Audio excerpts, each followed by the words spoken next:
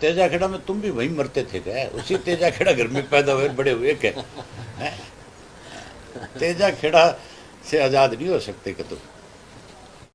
अभय सिंह चौटाला ने अपने भतीजे दिग्विजय सिंह चौटाला को लेकर के बड़ा बयान दिया है। दरअसल दिग्विजय सिंह चौटाला ने कुछ दिन पहले मंडी डबवाली में नगर पालिका और नगर निगम के चुनावों को लेकर के कहा था कि यदि इनेलो समर्थित प्रत्याशी चुनाव जीत गया तो फिर तेजा खेड़ा जाने में दिक्कत होगी यदि कहीं काका ने बुला लिया तो।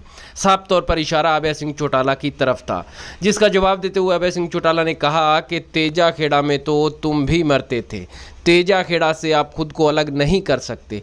तेजा खेड़ा उसी फार्म हाउस में आपका जन्म हुआ है। आप चाहे कुछ भी राजनीति में करें, लेकिन तेजा खेड़ा आपकी कर्मस्थली है, जन्मस्थली है, उसको नहीं भूल सकते और आपको वहीं आना होगा। यानी साफ तौर पर काका और भतीजे के बीच जंग जुबानी जो है वो लगातार चलती रहती है। कभी दुष्यंत चौटाला और अभय चौटाला के बीच, कभी अजय चौटाला और अभय चौटाला के बीच, तो कभी दिग्विजय चौटाला और अभय चौटाला के बीच।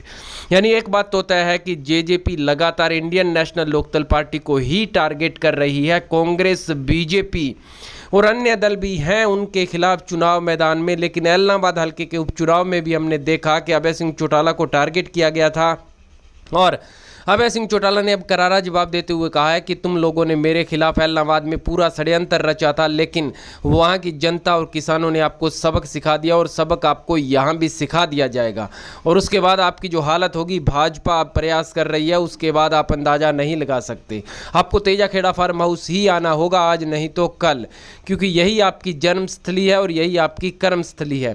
यानी अब इंडियन नेशनल लोकदल पार्टी और जेजेपी के नेताओं के बीच जुबानी जंग फिर से तेज हो गई है और चौटाला परिवार के एकजुट होने की जो संभावनाएं राज्यसभा चुनाव के बाद कुछ राजनीति के जानकार मानते थे कि परिवार एकजुट हो सकता है लेकिन राजनीतिक तौर पर अलग रह सकते हैं, उसी को लेकर के अब कहीं ना कहीं एक करारा झटका भी लगा और अभय सिंह चौटाला ने साफ तौर पर दिग्विजय सिंह चौटाला पर बड़ा हमला बोलते हुए कहा है कि तेजा खेड़ा के ही